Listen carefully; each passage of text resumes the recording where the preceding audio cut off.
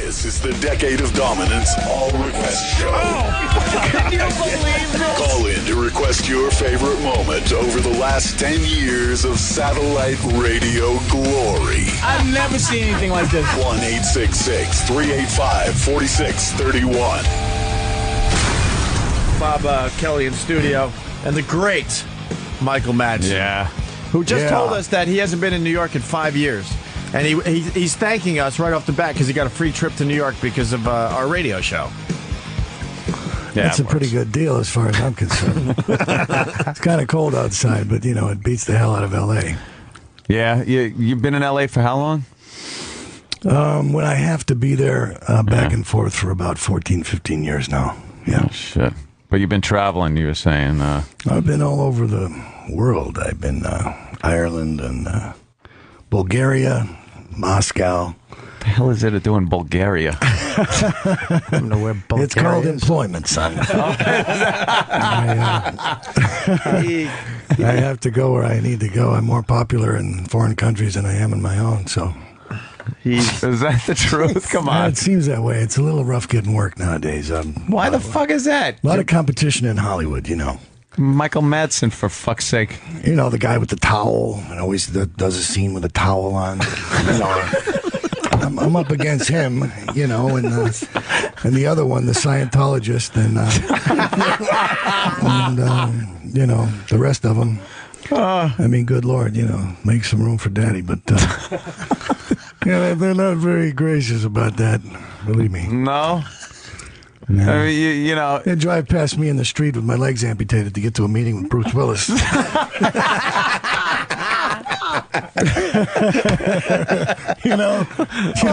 Oh, get it all out, Michael. Come on, let's get it out. Let's get it out. Then I meet Bruce on Sin City, and he starts telling me about all these projects we're going to do together. Yeah. I'm like, yeah, that sounds pretty good, Bruce. Yeah, thanks for looking after me.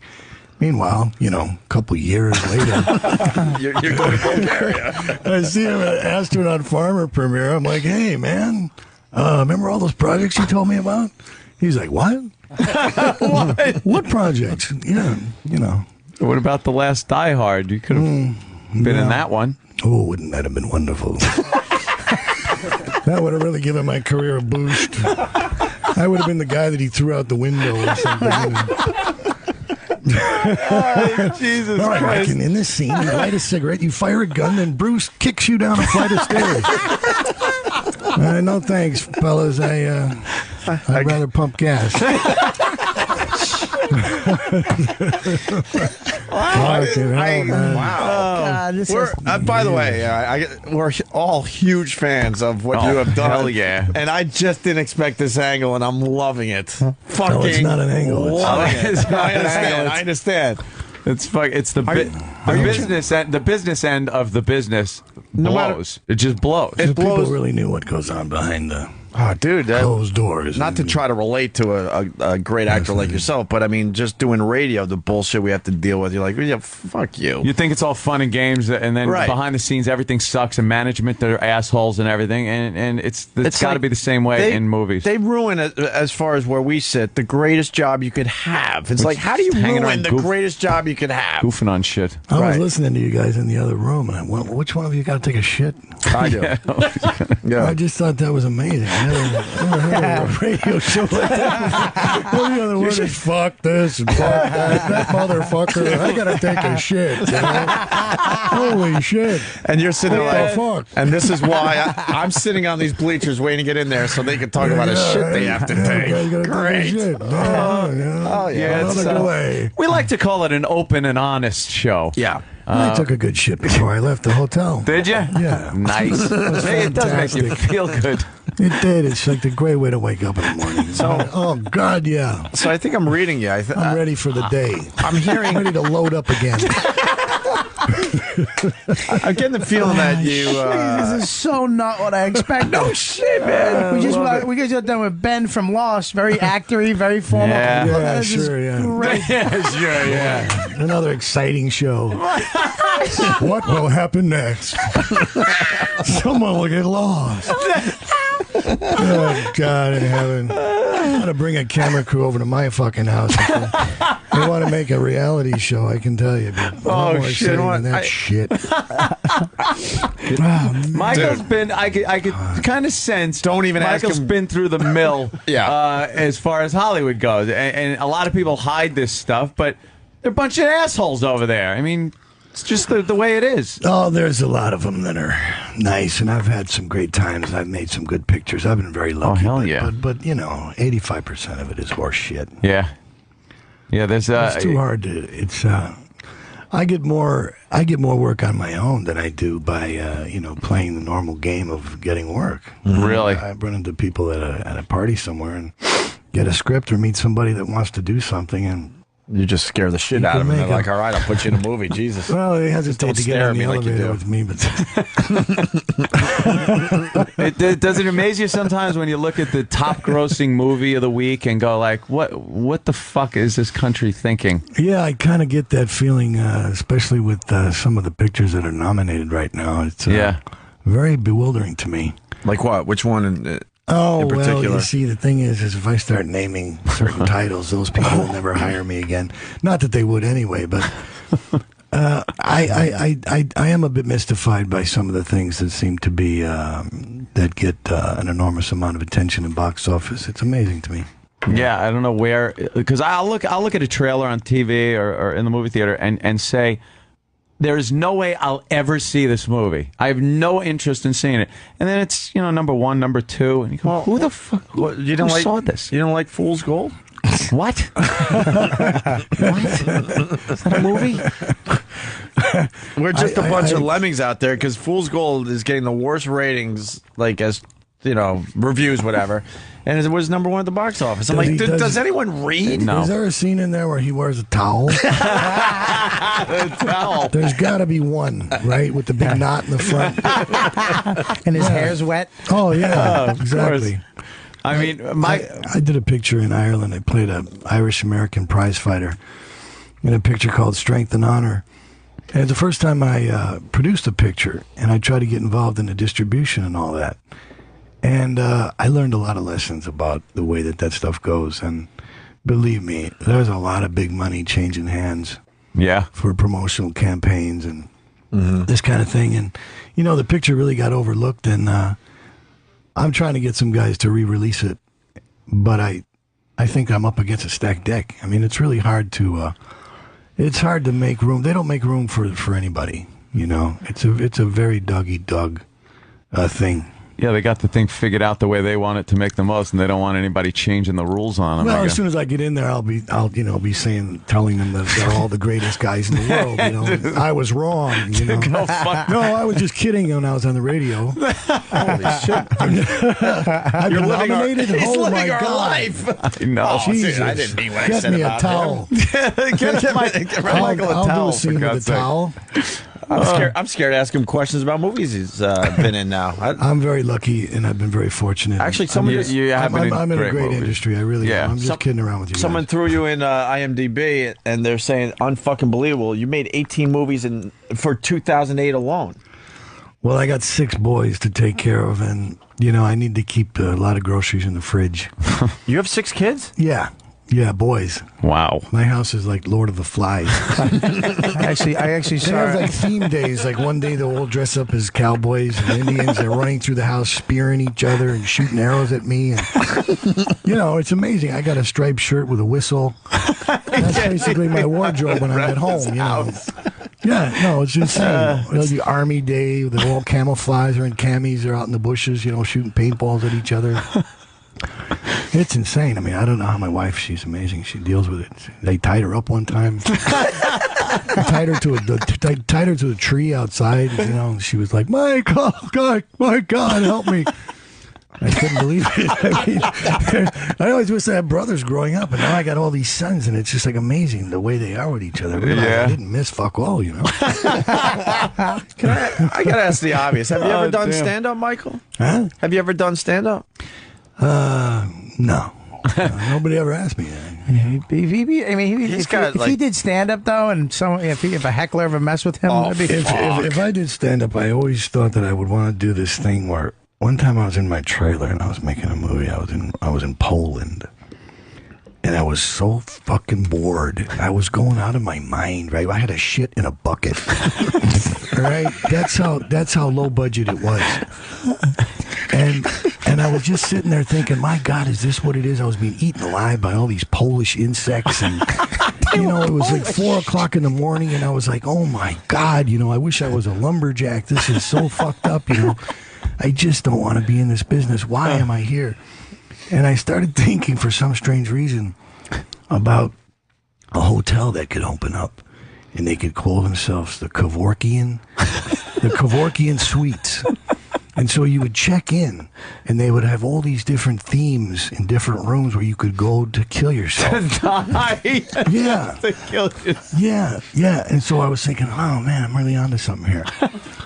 So I started writing it down, and I started thinking, okay, all right. In one suite, they call it the Robin Givens Suite. And when you go in, there's like a piece of glass, and on the counter in front of you is a gun. And she's behind the glass, and she's going on and on about her relationship with Mike Tyson. And she just keeps going on and on and on and on about it. And she won't stop, and you can't leave the room until finally, you know, you either shoot yourself in the head or keep on listening to her. And I thought of another one would be like, you go in, and when you go in, they inject you and put you to sleep. And then there's a big metal sliding door on the other side of the room. And when you wake up, the door comes open, and there's a big gorilla standing there. And then you suddenly realize you have bananas around your neck. on a chain, right? And you're like, oh, Jesus Christ, oh my God, fucking hell. And you grab hold of them because you want to give them to the ape, but you realize they're made out of plastic. And he's just coming at you, you know? And he's going to rip you apart. Do you smoke a lot of weed? That's hysterical. No, you just gotta you think about certain things like that. Why That's not? what you think about in Poland when you have to shit in a shit in bucket. a bucket and Polish bugs are eating you. And you're waiting to go on the set to play some banana. Well, and used to shit in a spackle bucket. So I was you in got something I was in common. construction. Yeah, we got a little you have something to in do common that. there, You right? have to do that. Anyway, that's it for my stand-up career. Damn. Well, I just did that it. would go over.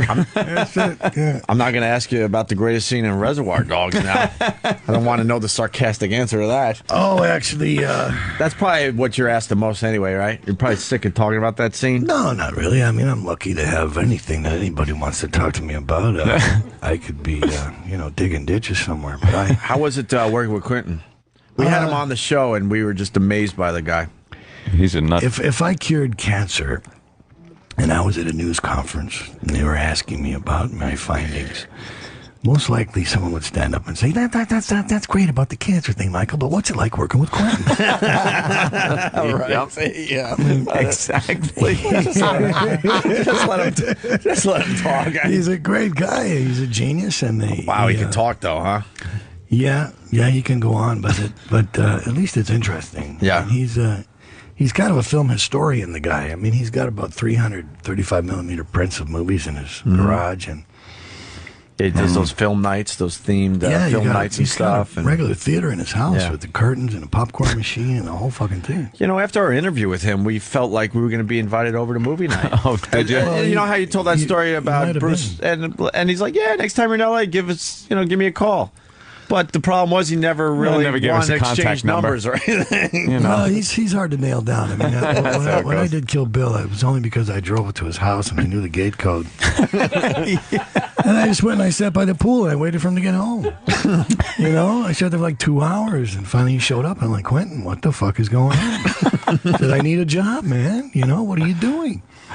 And then he whipped out the Kill Bill script and Fuck, which is I was which playing just gets Bud, but geez, if I'd have waited for him to call me, I mean, it never would have happened. It never would have worked. Kill Bill gets No, just man. better and better the more you watch it too. It's just one of those movies you never get sick of. Yeah, It I was think a lot of great- it Oh was a my god! Great time, man. It was a wonderful experience. It was really one of those pictures that stands out in your mind, you know. Quentin's got a good way of pulling people out of relative obscurity. Like then came Bronson. You know, and Michael Parks, yeah. Michael Parks is hysterical. Hey, What isn't the- he wonderful? He What the was hell great. knew? Now it's obvious to ask Michael about some of the great roles he's been in. What was the biggest piece of shit you were involved with? I think this is the way to go with this interview. I'm thinking. This show.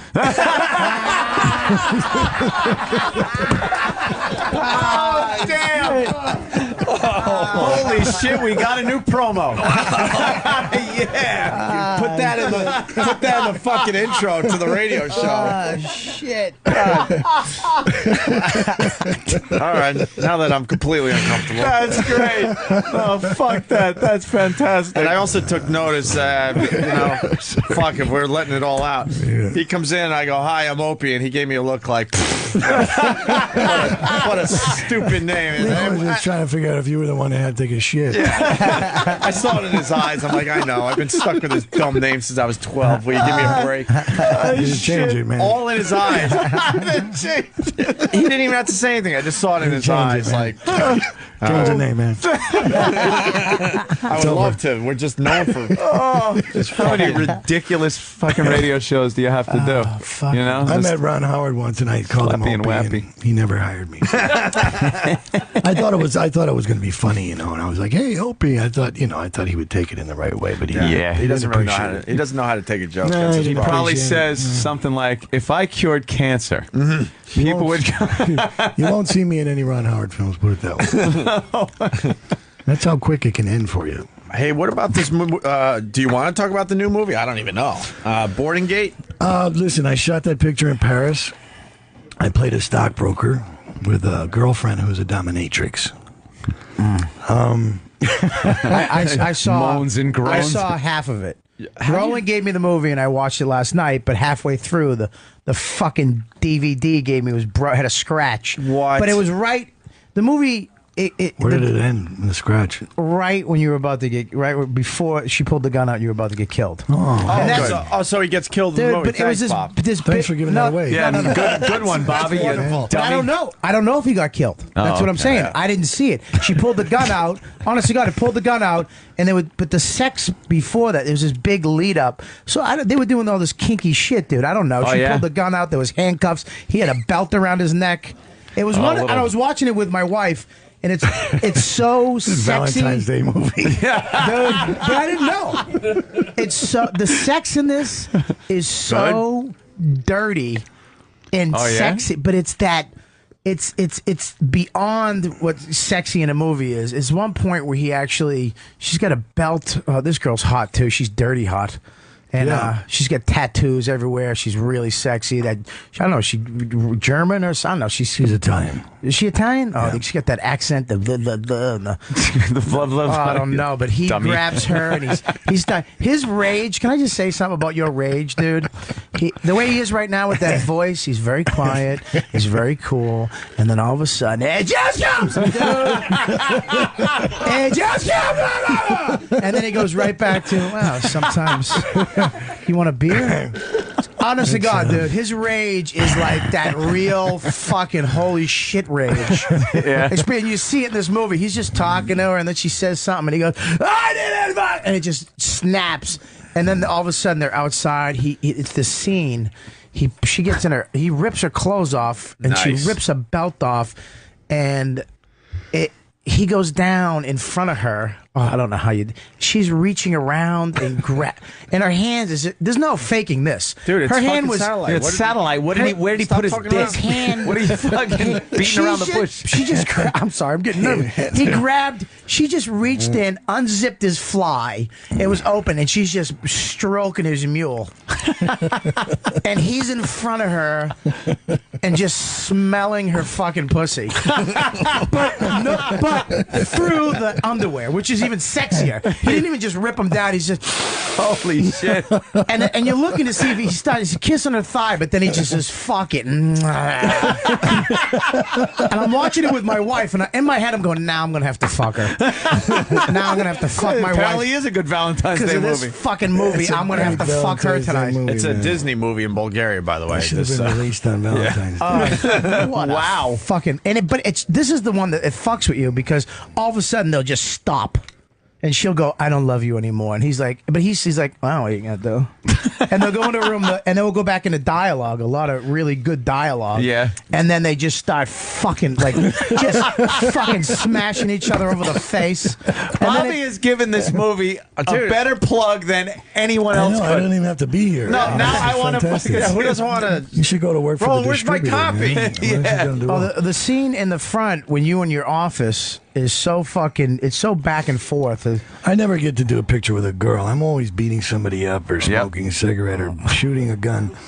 And I never get to do any love scenes, you know. Love? I never get to go. I don't know I'm going to ride off into the sunset with the girl, you know. All of it's like, love. really, You I'm did really that- happy when they gave me the part. It was my chance to break my stereotype, you know. Yeah. You had a great love scene. Ruin my reputation. What was the He love got the scene? girl, he fucked her. Oh my God. Dude, He you had a didn't belt kill around your anybody. neck. He doesn't shoot anybody. What's going on? What was the love scene he had where he's fucking the dude's wife as he's in the Oh, was that that's, fucking You hysterical? get love scenes. Getaway. Yeah. Getaway. Loved Getaway. Just shuts the door in his That face. What are you looking at? Your that was one of the most despicable scenes. What are you looking at? You fucking. Yeah, he's basically. And she's all into it. He's just fucked. He's a nerdy dude tied up in the bathroom as man. Michael's banging his wife. I love that scene, by the way. But in his Yeah, so did business, I. And it was such, very fond of it was such a good fuck that the guy he kills himself, right? He hung himself. Yeah. He hanged himself in the bathroom. That was one of those really hot but disturbing scenes because What a way to go. you're thinking of it, but then you're like, Jesus Christ, what if you're in that situation and you're not the fucking guy fucking the broad, you're the one chained to the toilet or whatever. Yeah, and your old lady come in the next room. Yeah, and she's get the enjoying it. You know, it's- You haven't it's seen a- that scene, Bobby? I've seen it, but That's great. that's one of those things where the verbal saying that out loud makes you go, ah. Yeah, it's And he's just the way he just said it. Awful. And she's coming. Yeah. It's a Yeah. remake. It's a remake of a Sam Peckinpah picture. Yeah, the Getaway, right? But you know what he has in this movie too, which in a lot of movies he we're does. back to Boarding Gate. Certain actors like Robert Duvall does it, and there's certain actors that do this business, like stuff that's not in the. You know, it's in the script, and it's just him doing it. There was one part he was eating this food. And he makes the fucking, just him eating it, it's just so interesting. And then he has like an olive pit in his mouth, and he's delivering his line, he just goes, and spits it into the sink. It's like, you're just like, holy shit. Because when you're an actor, you get a script, you just read the lines, you do the things, he just went, Oh, sure. Look, that's the fun of it, you know. I think I try to get away with things like that as much as I possibly can. I mean, that's why, a guy like Quentin, even a guy like Olivia for Boarding Gate, I mean, they both gave me that gift of being able to be on the spot and in the moment and let something happen just because it happened, not because it's on the page. That's a lot better for me. It's a lot easier for me. It's a lot freer way to work. When I cut that ear off, I walked over to the side of the room and I was looking at it. And I was thinking in my head, what am I going to do with this fucking thing, right? I got this fucking ear in my hand. What am I going to do? And they're rolling, right? So I'm just holding it. I'm thinking, okay, what am I going to do? And Quentin's over on the side, and he's going, toss it. Throw the ear, Michael. Throw it away, Michael. Throw it. And I'm thinking to myself, no, I don't really want to do it. I don't want to throw it yet, And so I spoke into it. I said, hey, can you hear me? And then I threw it. Twisted. And so Quentin's like, I can't believe you did that. And I'm like, well, what do you mean? He goes, no. What are you doing? You're talking in the air. And then the next day, he goes, Michael, listen, we went to saw the dailies, and when you're talking in the ear, it's staying in the movie. It's such said, that's awesome. It's such a because I was just only kidding around, only I a didn't know. fucking lunatic would do something like that, and the character's obviously out of his mind. Yeah. Hey, can you hear I me? figured, Yeah. it was the thing to do. I mean, if you're going to have it, it just made sense to me at the most. We were I talking can't to Quentin. dance, so I had to come up with something. We were talking to Quentin about that movie and that scene in Reservoir Dogs, and one of the most, the one with the most impact to me is when you walk outside of that funeral parlor and you hear the birds chirping, it's sunny, kids are playing, and it's such a stark difference from the horror that is going on behind those doors. Like for a moment, you're out of it. And you're just outside. It's a beautiful day. Going to get the gas. Going to get the gas to burn them with. But That was my car, that yellow Cadillac. It's on eBay. That really right your now. car? I put it on eBay. It's up for sale right now. Get the fuck out of here, really? That was my car. I drove it to the set that day, and that's where I parked it. And I swear to God, when we were going to shoot the scene, they were going to go to Budget and rent a car for Mr. Blonde for the thing where the cop's in the truck. And I said, why? Why don't we just use my car? It's right there. And Quinn says, that's a good idea. Let's just use your car. So when I walk out there and the caddy's there, I mean, that's because that's where I parked when I came to work that day. Damn, that's on eBay, huh? I've had the damn thing for about 15 years. And How much you want for it? What do you want for the instant? I don't know. I think John Schneider got $4 million for the Dukes of Hazzard Charger. So. You're looking for $4 I don't million. know. Anything's possible, right? You never know. I mean, I won't have to go back to Bulgaria to go to work. Fucking Bulgaria. What is going on? Why is Michael Madsen in Bulgaria doing a movie? Well, Paramount hasn't called lately. Well, you're going to be in Sin City too, right? Well, if they ever get around to making it, I'm supposedly going to be in it. Robert Rodriguez told me if I did the first one and it did well, that he'd bring me back for the second one. So, with those guys, you just kind of have to wait until they're ready. I mean, there's no use calling him. If he wants you, he's going to ring you up. So I hope I do. It was a great picture. I mean, it was a lot of fun doing that thing.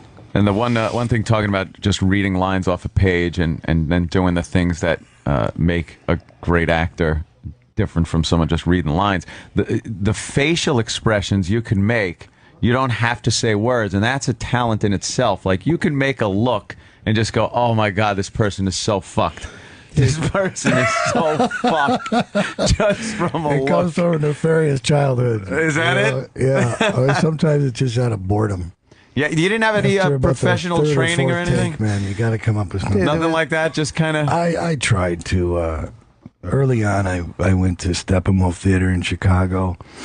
I tried to take a scene study classes there for a bit, and I just kind of fell out of it. I'm a very impatient young man, and I just wanted to get on with it. And I figured if this is what I'm going to do, I'm going to do it. I don't want to be a career student. And, God bless anybody who's studying. I'm not trying to take anything away from them. It works for them, that's fine. But for me, I just didn't understand all the sense memory business, pretending that this fucking thing is boiling hot or, pretending that I'm blowing in the wind or something. It was really kind of, I didn't really need that whole thing. And I didn't figure I was going to end up playing Hamlet anyway. So, you weren't a fan of the Meisner technique? I just wanted to get on with it. So I really kind of sidestepped all that. And how'd you break in? What was like your first... What was the first role you did where you went, wow, I think I'm doing this for a living now? I went to, first I came to New York. I met Sergio Leone when I was here. Wow. And he told me I should pursue an acting career. And he had a film he wanted me to do, but then unfortunately he died. So I went to L.A. and I had $400. I got a job pumping gas at the Union 76 station in Beverly Hills. And, my first customer was Fred Astaire. I swear to God, it was on Christmas Eve, and Fred Astaire fucking pulls in with a flat tire on his car. And I'm like this kid from Chicago, and I'm like, holy shit, my fucking God in heaven, it's him, it's him. He gets out of the car, and he says, hey, and he, pops me off $100 bill.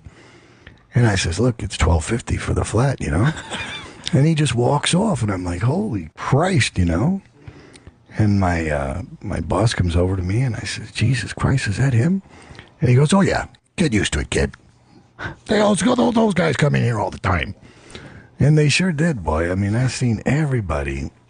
I didn't realize I was right in the middle of Beverly Hills, and so over the next 9 or 10 months that I worked there, I've seen everybody come in there for gas at one time or another, and it was pretty amazing. And I finally met a girl, and she knew a guy, and so-and-so and so-and-so, and they knew an agent, and this and that and this and that. That's how it works. And I went and I read for an episodic television show called St. Elsewhere.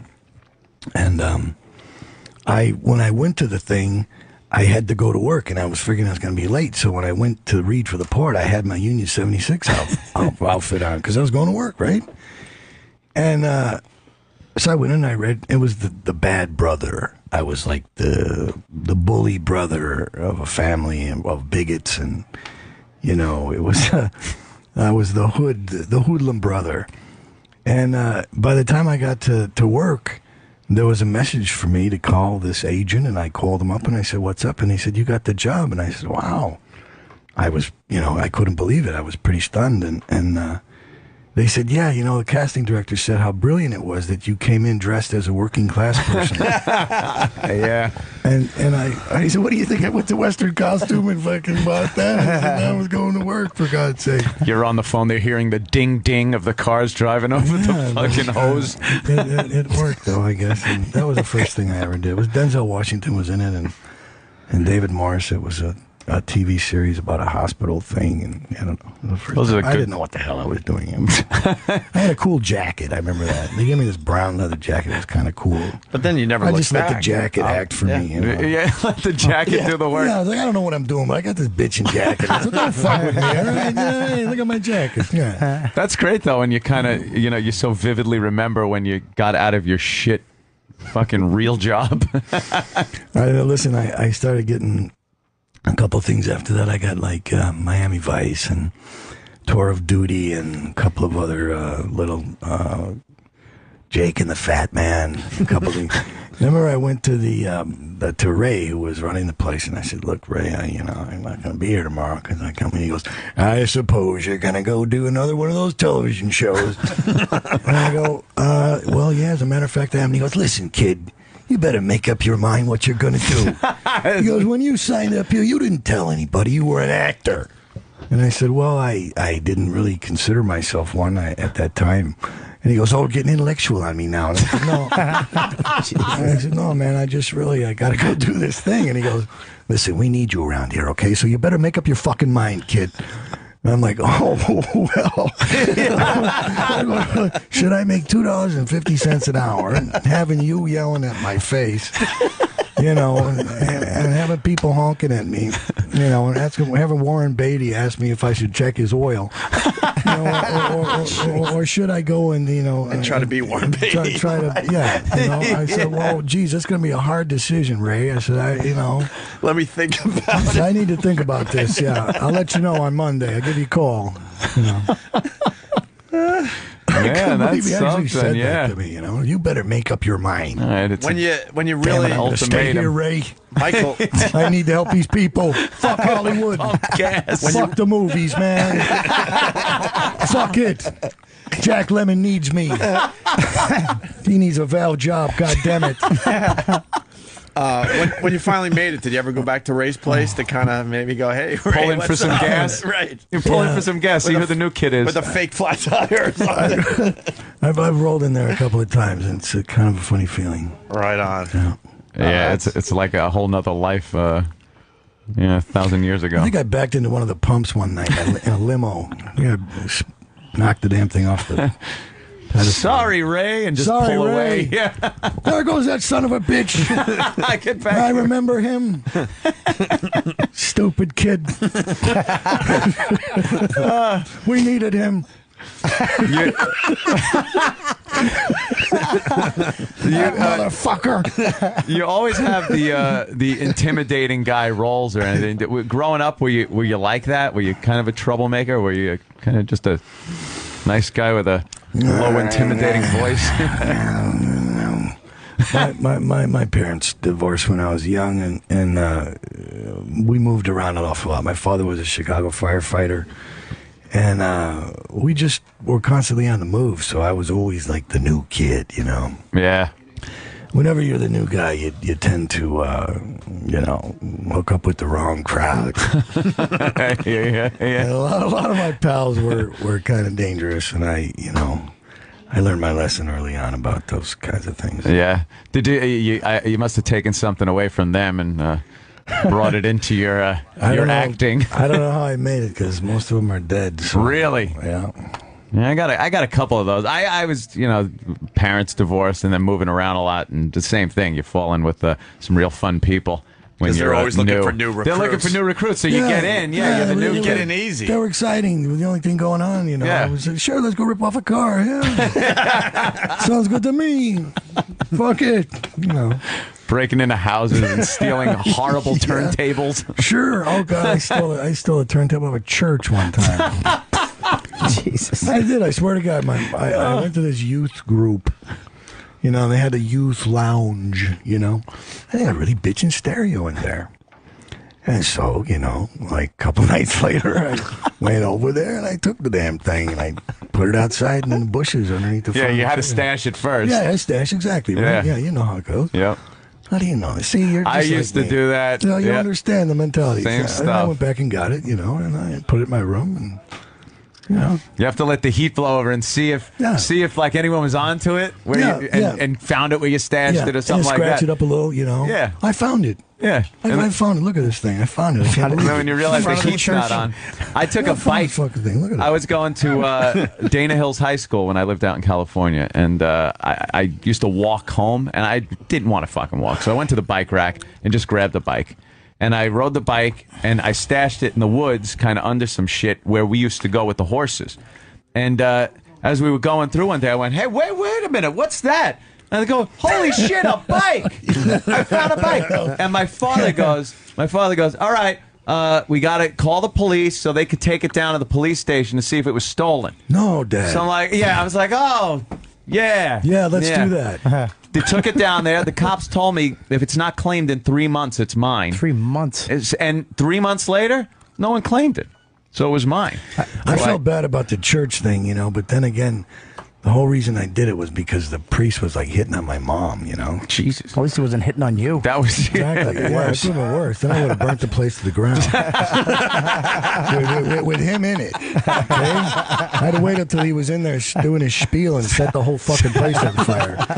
And burnt that motherfucker up with the whole place. Okay? It was bad enough he was hitting on my mom. Okay, we're out there singing the hymns and he's hitting on my mom. Okay, you fuck. Guess what I'm going to do later today? I'm going to rip off your youth lounge. Okay, I'm taking your stereo system, you freak.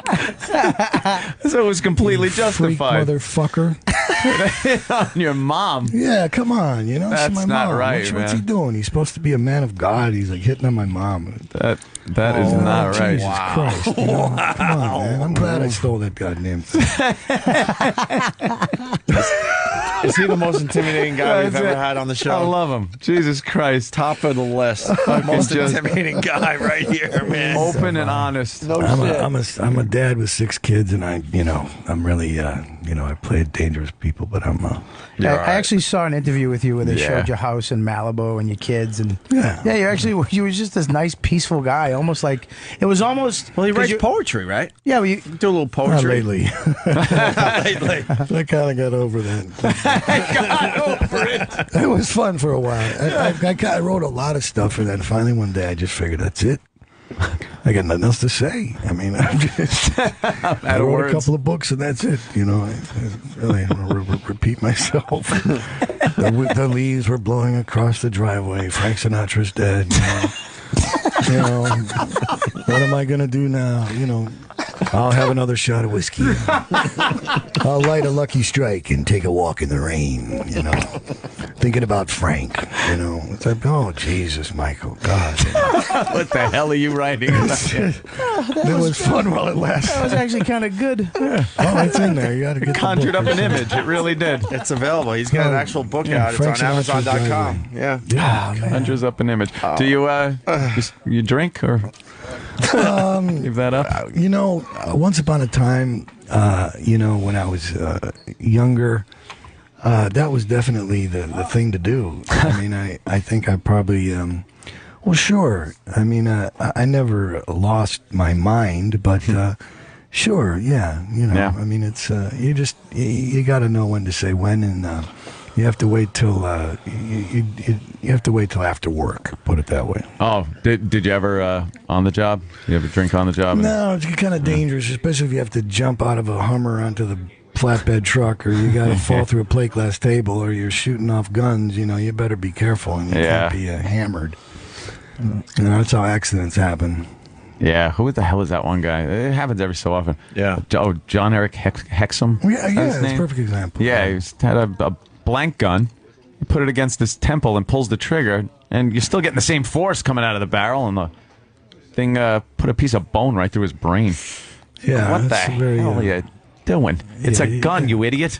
A movie set can be a dangerous place. You got to be careful. You got to know what you're doing. Yeah, you handle a lot. Do you shoot guns at all? Real life? I got a Winchester pump. I got a 12 gauge shotgun. Home security. Keep talking. You're making Anthony hard. I love that shit. Yeah, it's a nice gun. A Winchester pump. Yeah. Look at Anthony. The gun actually used to belong to Steve McQueen. Oh wow! It's the one that he used in The Getaway. You know, when he goes in the gun shop and he gets the shotgun, he takes the shells, he puts them in his pocket, he wraps it up in paper, and he goes outside and he tells the cops to lay down in the street, and he starts blasting the squad car in slow motion. Sam Peckinpah. He kept that gun, and he really liked that one. And years later, I became friends with his son Chad, and me and Chad were hammered one night. It was my birthday, and I was over at Chad's, and he knew that I was a big fan of that picture. And he gave me the shotgun. He gave me Steve's shotgun. So that's a fucking present. Jesus Christ. Yeah, it kind of was. That's a nice thing to have around the house. There's a guy whose like career transcends time. There are people now that are huge McQueen fans that weren't even alive when he died. Steve was much too young to go away, but God, what he left behind. Yeah. I mean, you know. Great movies. Yeah, well, there was a different time, and there was a different kind of directors back then, and there was a whole different mindset. Yeah. Sometimes I think I was born in the wrong era. Yeah. A little earlier would have been a little better. Yeah. I mean, the guys like Peckinpah and some of those cats, you know, they're making some pretty good pictures. That was some nowadays. sick shit, Peckinpah, man. It's like, yeah, this isn't graphic enough. Let me slow it down and just see shit flying out of their backs. And he's up on the crane with a tumbler of vodka, you know. A bar on the set. Those were the days, right? Yeah, well. Made some great movies, yeah. Yeah, he sure did. I know his godson, Joseph Culp. He's Robert Culp's son. Oh, yeah? Told me some good Peckinpah stories, yeah. He told me that when they did, when they were doing Wild Bunch, that at a lunch break, Ben Johnson and Bill and I guess they took some chickens and they buried them in the ground with only the head sticking out on top of the dirt. Jesus. And then they were all get back with their rifles and they were going to take a target shot and see who could blow the heads off. But the chickens, when they're buried in the ground, they go like they fell asleep. Their heads just go like this, like they're dead. And they just fall asleep, and they're like, "Oh man, this ain't gonna be no fun. They're gonna pop their heads off, but they're sleeping. You know, this isn't right, right?" That isn't right. And so apparently, if they're up clucking, that's perfectly fine. Yeah, but sleeping, that's not right. So apparently, Mr. Jesus Peckinpah, Christ. Apparently, Sam Peckinpah, apparently him, or maybe it was Warren Oates. One of the two of them apparently went over to the sleeping chickens and squirted Zippo lighter fluid on all their heads. Oh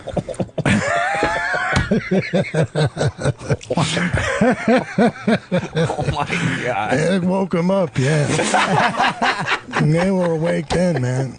And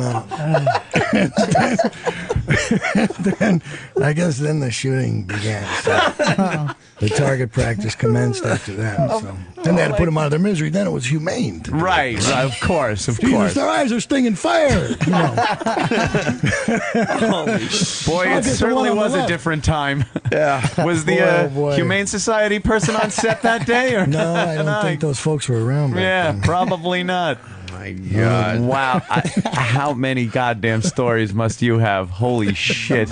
Write a book. We'd be here for a long time. Yeah. We're supposed to be talking about Boarding Gate. Oh, Yes. Yeah, wow. The movie was the half of the movie that I saw was. All right, you saw half the movie. Don't make it Did sound you like see it? The half that I'm No, Did you I got see it in my pocket right now. I saw it, so shut I got your a face. screener I'm copy. not in the other half, so it's Michael, fine. we like to I'm talking about the half he was in. We like to be Yeah. prepared for these interviews, obviously. And Roland, he didn't do the job. He hands out these movies on Valentine's Day, and we all got girls that. Well, and he also handed out a movie that was broken. So halfway through, he calls me. He goes, "I want to deliver the movie because you got Michael Madsen coming in tomorrow." I'm like, "Dude, I'm going to dinner in a half hour."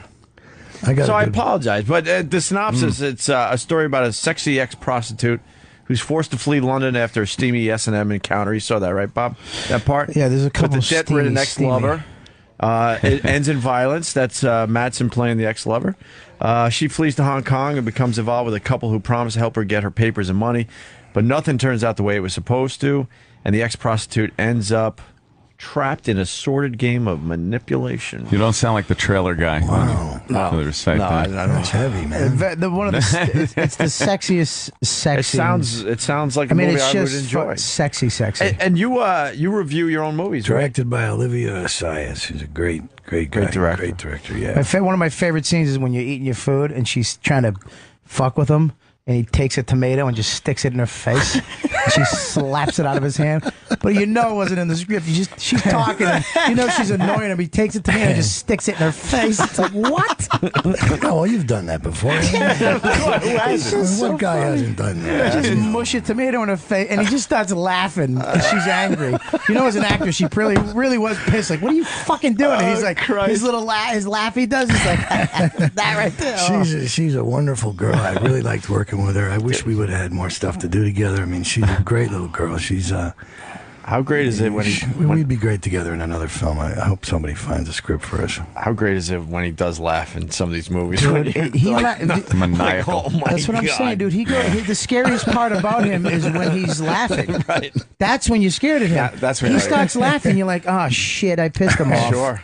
And but can I ask you a question though? Doing a scene with that, like regular sex scenes in these movies, you can tell it's choreographed and everything. But this looked really improv. What you guys were doing, because like, I mean, did you get turned? I mean, she's smoking. Did you get, I mean, Listen, the first time I seen her, she was sitting in a window, and I was walking by this little courtyard in Paris, and I seen her sitting there. And I had a peach in my hand, and so I give her the peach through the window, and I went on the set. And then when I got there, I was waiting for her to come in. She comes in, and she's got a fist like this. And well, what's she gonna do now? And she goes like this, and she opens up her hand, and she got the pit in her hand, you know? I mean, she ate the whole fucking thing. And I realized she's holding a can of beer with a napkin around it, and she got a straw in it. And I said, listen, I really like this girl. You know? I mean, it was a great introduction, you know what I mean? There's a lot to be said for that first impression thing. Sure.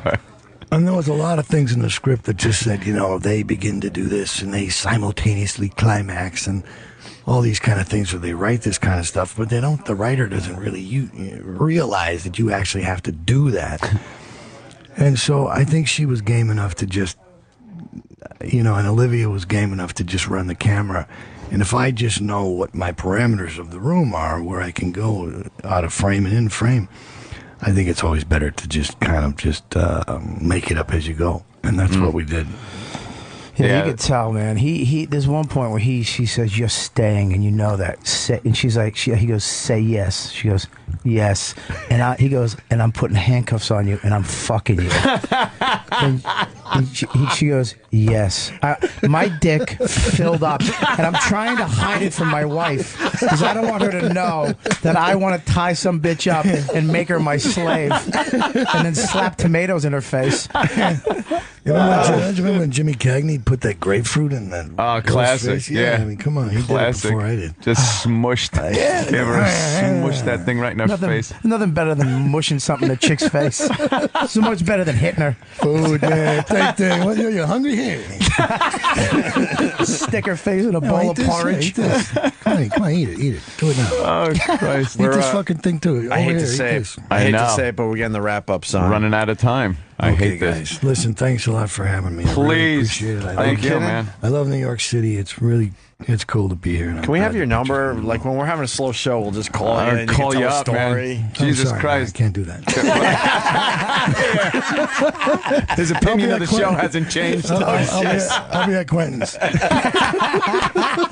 What an Trying to get a asshole. job. What an asshole. Trying to get a job. You fit in perfect with this fucking show. love it. Maybe You I have should. no idea. Maybe I have future employment in radio. Yeah, I think you do, Listen, man. if the movies don't work out with me, I'll be back. Yeah. You guys are a lot of fun. We'll have Roland get in touch, and Yeah, that way you sure. could give us a quick call or something when it comes out. And of You course, guys are a lot of Michael, fun, man. Thank you. MichaelMadsen.com. And someone was telling me you review your own movies. That's got to be weird. I kind of figured I had to make an excuse for some of the crap I've put out there. There's a lot of stuff in there that, I figured I needed to explain myself. And I don't want anybody to think that I'm thinking it's all wonderful. Like which one? I think I made about 74 pictures. What? You make I your think own. there's about 15 of them that are really good. And I think there's probably about 25 that are okay. And nobody ever lost any money on me, but some of them I did to pay the mortgage, you know. Wait a minute. Is this you suggesting what to see and what not to see of your own movies? Yeah. Wait, go up. You got to go to michaelmadsen.com. This is amazing. That was a while ago. He recommends movies. Recommend, if you can find it, movies. Watchable movies. Are these all movies you're in or just movies in general? No, they're the ones I'm in. Yeah. Watchable. You're in Choke? Yeah, I did that with Dennis Hopper. That's based on the Polynuk? No, they stole the title from us. I did the original Choke. Okay. Yeah, with Dennis. And then Watchable, and then it gets down to Skip It. His own movies, he's telling you to skip it. And then he goes down to Unwatchable.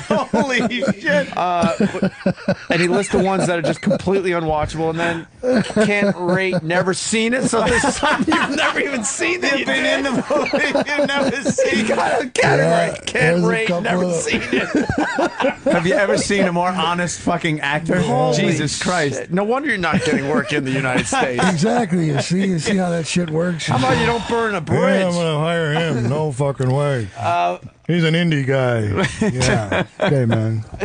Here's an example. You gotta go to his website. It's better than this interview. Flat Out, which is one of the movies. Was it a movie? I don't even know. That was a picture. It's in the section Can't Rate, Never Seen It.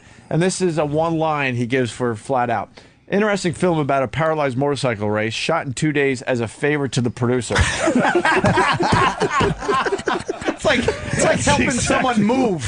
That's kind of exactly I'll make a what movie. it was. Yeah. It's like either move a couch or make a movie for 2 days. If I hadn't have done it, I would have had to move. It was time to pay the rent, man. You know. That is hilarious. Oh, wow. This has been the Decade of Dominance All Request Show. Call in to request your favorite moment for future shows. 1-866-385-4631. And listen whenever you want at SiriusXM.com/on-demand or on the SiriusXM app. Scientologist and you know, the rest of them. I mean, good Lord, you know, make some room for Daddy, but yeah, they're not very gracious about that. Believe me. No. No. I mean, you know, They drive past me in the street with my legs amputated to get to a meeting with Bruce Willis. you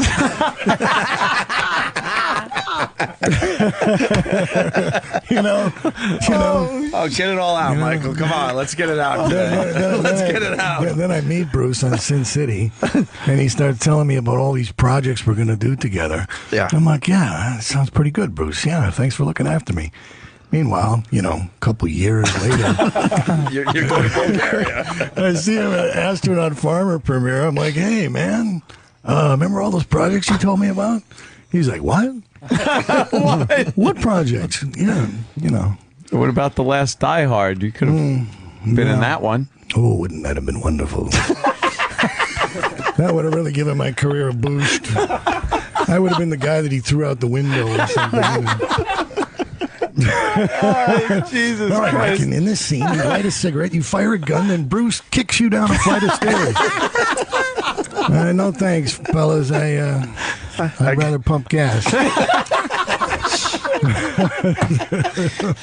Wow. God, this is By the way, we're all huge fans of what you have. Again, not that they would anyway, but I am a bit mystified by some of the things that seem to be that get an enormous amount of attention in box office. It's amazing to me. Yeah, I don't know where, because I'll look at a trailer on TV or in the movie theater and say, there is no way I'll ever see this movie. I have no interest in seeing it. And then it's, you know, number one, number two, and you go, who the fuck? You don't who saw this? You don't like Fool's Gold? What? What? Is that a movie? We're just a bunch of lemmings out there because Fool's Gold is getting the worst ratings, like as you know, reviews, whatever. And it was number one at the box office. I'm like, does anyone read? No. Is there a scene in there where he wears a towel? A towel. There's got to be one, right, with the big knot in the front. and his hair's wet. Oh yeah, exactly. I mean, I did a picture in Ireland. I played a Irish American prize fighter in a picture called Strength and Honor. And it's the first time I produced a picture, and I tried to get involved in the distribution and all that. And I learned a lot of lessons about the way that stuff goes. And believe me, there's a lot of big money changing hands. Yeah. For promotional campaigns and this kind of thing. And, you know, the picture really got overlooked, and I'm trying to get some guys to re-release it. But I think I'm up against a stacked deck. I mean, it's really hard to... It's hard to make room. They don't make room. It's very actory, very formal. Yeah, sure, yeah. Great. Sure, yeah. Another exciting show. What will happen next? Someone will get lost. Oh, God in heaven. I'm going to bring a camera crew over to my fucking house. They want to make a reality show, I can tell you. But more shit. Than that shit. Michael's been, I could kind of sense. Don't even ask Michael's him. been through the mill as far as Hollywood goes. And a lot of people hide this stuff, but they're a bunch of assholes over there. I mean, it's just the way it is. Oh, there's a lot of them that are nice, and I've had some great times. I've made some good pictures. I've been very lucky. Oh, hell yeah. But you know, 85% of it is horse shit. Yeah. Yeah, there's it's too hard to. It's I get more work on my own than I do by playing the normal game of getting work. Really? I run into people at a party somewhere and get a script or meet somebody that wants to do something, and You just scare the shit out of them. They're like, all right, I'll put you in a movie. Jesus. Well, they hesitate to get on the elevator with me, but does it amaze you sometimes when you look at the top grossing movie of the week and go like, what the fuck is this country thinking? Yeah, I kind of get that feeling, especially with some of the pictures that are nominated right now. It's very bewildering to me. Like what? Which one in particular? Well, you see, the thing is if I start naming certain titles, those people will never hire me. This is the Decade of Dominance All Request Show. Can you believe this? Call in to request your favorite moment over the last 10 years of satellite radio glory. I've never seen anything like this. 1-866-385-4631. Bob Kelly in studio, and the great Michael Madsen. Yeah. Who just told us that he hasn't been in New York in 5 years. And he's thanking us right off the bat because he got a free trip to New York because of our radio show. Yeah, That's a pretty good deal as far as I'm concerned. It's kind of cold outside, but, it beats the hell out of L.A. Yeah, you've been in L.A. for how long? When I have to be there back and forth for about 14, 15 years now. Yeah. Oh, shit. But you've been traveling, you were saying. I've been all over the world. I've been Ireland and Bulgaria, Moscow. What the hell is it to do in Bulgaria? I don't know where Bulgaria It's called is. employment, son. I have to go where I need to go. I'm more popular in foreign countries than I am in my own, so... Is that the truth? Come on. It seems that way. It's a little rough getting work nowadays. Why the fuck is that? A lot of competition in Hollywood, Michael Madsen, for fuck's sake. The guy with the towel and always does a scene with a towel on. I'm up against him, and the other one. Hell yeah. And I just didn't expect this angle, and I'm loving it. Fucking No, it's not an angle. I understand. It's the business end. The business end of the business blows. It just blows. People really knew what goes on behind the closed doors. Not to try to relate to a great actor like yourself, but I mean, just doing radio, the bullshit we have to deal with. You're like, yeah, fuck you. You think it's all fun and games, and then behind the scenes, everything sucks, and management, they're assholes and everything, and it's got to be the same way in movies. They ruin it, as far as where we sit, the greatest job you could have. It's like, how do you ruin the greatest job you could have? Goofing on shit. I was listening to you guys in the other room, and I went, which one of you got to take a shit? I do.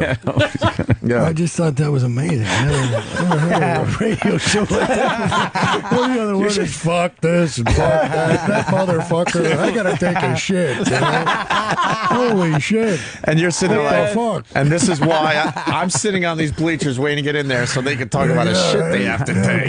Great. We like to call it an open and honest show. Yeah. I took a good shit before I left the hotel. Did you? Yeah. Nice. It does make you feel good. It did. It's like the great way to wake up in the morning. Oh God, yeah. So I think I'm reading you. I'm ready for the day. I'm hearing ready to load up again. I'm getting the feeling that you. This is so not what I expected. No shit, man. We just got done with Ben from Lost.